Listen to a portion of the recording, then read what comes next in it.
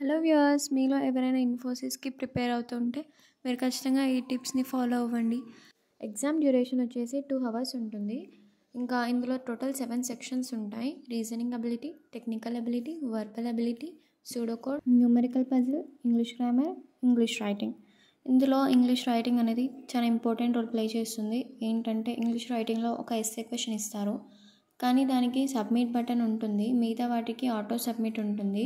So మీరు ఖచ్చితంగా అన్ని సెక్షన్స్ అటెంప్ట్ చేసి ఈ సెక్షన్ అటెంప్ట్ చేసి ఇన్ కేస్ టైం అయిపోతుంది అనేది ఆటో సబ్మిట్ అయిపోతుంది అని అనుకుంటే అది పొరపాటే.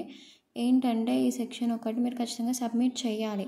కాబట్టి మీరు ఫస్ట్ ఈ క్వశ్చన్ని అటెంప్ట్ చేస్తే మీకు టైం అనేది కొంచెం సేవ్ అవుతుంది. ఇన్ కేస్ మీ టైం అయిపోయినా ఆటో సబ్మిట్ ఆప్షన్స్ అనేవి ఉంటుంది మిగతా వాటికి, కానీ ఈ ఏదైతే ఇంగ్లీష్ రైటింగ్ ఉంటుందో అది మీరు ఖచ్చితంగా సబ్మిట్ చేయాలి. మీరు ఖచ్చితంగా అన్ని సెక్షన్స్ అటెంప్ట్ చేయాలి. ఇన్ కేస్ మీరు అన్ని సెక్షన్స్ అటెంప్ట్ చేసి ఎస్ఏ క్వశ్చన్ ఒక్కటి సబ్మిట్ చేయకపోయినా మీరు డిస్క్వాలిఫై అయినట్టే.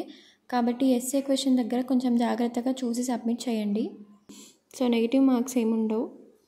ఇంకా మీ ప్రిపరేషన్కి ప్రెపిన్స్టా అనే ఒక యాప్ ఉంటుంది, సో అది చూడండి. అందులో ఫార్ములాస్, క్వశ్చన్స్ ఒకసారి ప్రాక్టీస్ చేసుకోండి, కాన్సెప్ట్స్. సో మీకు ఈజీగా ఉంటుంది.